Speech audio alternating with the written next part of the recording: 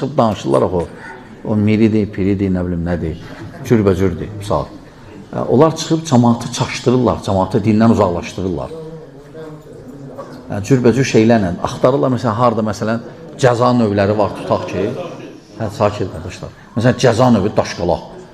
Qaldırırlar, bura daşqalaq, İslam. Aydındır.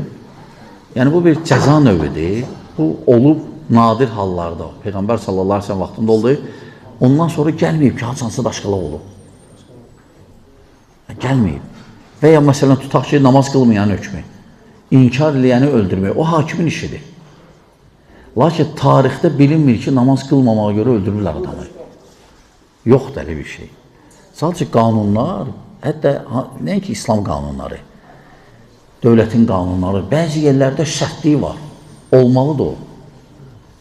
Olmalıdır. İndi biri gələcək dövləti qalır sərt. Bu nə sərt qanundur, olmaz. Hanı bəs adillik zat? Olmaz. Aydındır, onlar sadəcə ateistlər və ya onların deistlər, onlar belə məsələləri şişirdilər avam kütləyə. Təqdim eləmək istəyirlər ki, belədir. Aydındır.